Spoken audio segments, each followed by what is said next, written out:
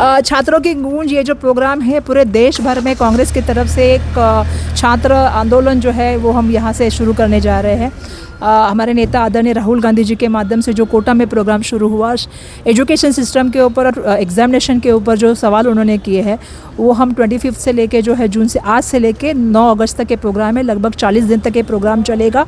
जिसमें से 28 सिटीज़ में ये प्रोग्राम होगा। उसमें से आज हम जो है वो बेंगलुरु में है और उसमें हम यहाँ से जो है वो ये अभियान का शुरुआत कर रहे हैं। तो आज वहाँ पे प्रेस मीट में हमने यही कहा है कि हमने 3 मांगे रखी है। एक तो शिक्षा मंत्री त्वरित राजीनामा दे दे, उनके साथ जुड़े हुए जितनी भी सिस्टम्स है, चाहे वो पॉलिटिकल हो, चाहे वो एकेडमिशियन हो, चाहे वो परीक्षा से रिलेटेड लोग हो, जो जो इसमें जुड़े हैं उनकी पूरी जांच हो और उनके ऊपर कार्रवाई हो। दूसरा हमने मांग ये रखी है कि एजुकेशन में जो एग्जामिनेशन सिस्टम है उसको पूरी तरह से जो है रिव्यू करके उसको स्ट्रीमलाइन कैसे किया जाए, उसके ऊपर आने वाले दिनों में काम हो। जो लीकेजेस हम दिख रहे हैं, जैसे हमको मालूम है कि पेपर सिटिंग से लेके प्रिंटिंग से लेके पेपर जो है वो हॉल में पहुंचने तक जो बीच के सभी है, ट्रांसपोर्ट है, वेंडर है, चाहे वो क्लासरूम तक पहुंचने तक जो लीकेज होते हैं उसको हम कैसे रोकथाम कर सके। और साथ ही साथ में तीसरा जो हमने मांग रखा है उसमें हमने ये मांग रखा है कि ये जो पेपर का एग्जामिनेशन का टाइम होता है, जॉब रिक्रूटमेंट का टाइम है, इसका पूरे साल का एक कैलेंडर बने, उसको हम पूरी सख्ती से उसको हम लगा के रखें और इसके माध्यम से एग्जामिनेशन डेट, फिर उसके बाद रिजल्ट